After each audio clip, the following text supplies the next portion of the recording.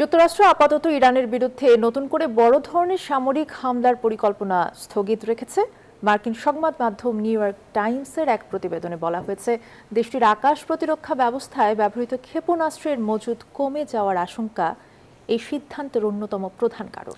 একই সঙ্গে আঞ্চলিক অস্থিতিশীলতা এবং দীর্ঘমেয়াদী সামরিক প্রস্তুতির বিষয়টিও বিবেচনায় নেওয়া হচ্ছে।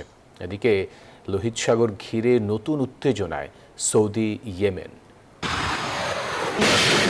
টানা ১৩ রাত ইরানে হামলা চালানোর পর ১৪তম দিনে আপাতত অভিযান স্থগিত রেখেছে যুক্তরাষ্ট্র। তবে যুদ্ধ আরো তীব্র হলে মধ্যপ্রাচ্যে মোতায়েন যুক্তরাষ্ট্রের প্যাট্রিয়ট ক্ষেপণাস্ত্র প্রতিরক্ষা ব্যবস্থা এবং অন্যান্য আকাশ প্রতিরক্ষা অস্ত্রের মজুদ বিপজ্জনকভাবে কমে যেতে পারে বলে জানিয়েছে দ্য নিউ ইয়র্ক টাইমস ও অক্সিওস। প্রতিবেদনে বলা হয়, সম্ভাব্য বৃহত্তর সংঘাতে জড়িয়ে পড়লে গুরুত্বপূর্ণ প্রতিরক্ষা সরঞ্জামের সরবরাহে চাপ তৈরি হতে পারে এমন উদ্বেগ রয়েছে মার্কিন প্রশাসনের ভেতরে। একই সঙ্গে জ্বালানি সংকট, শরণার্থী প্রবাহ, আঞ্চলিক অস্থিতিশীলতা এবং দীর্ঘমেয়াদী সামরিক প্রস্তুতির বিষয়েও বিবেচনায় নেওয়া হচ্ছে।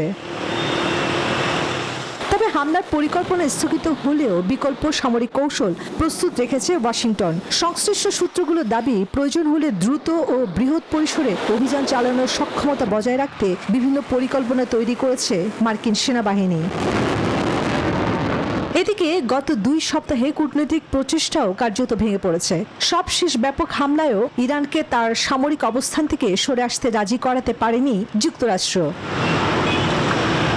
এর মধ্যে সৌদি জোট ও হুতিদের পাল্টাপাল্টি আক্রমণে অচল লোহিত সাগর।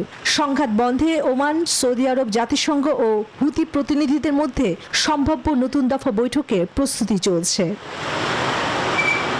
চন্দ্রানী চন্দ্রা, নিউজ 24।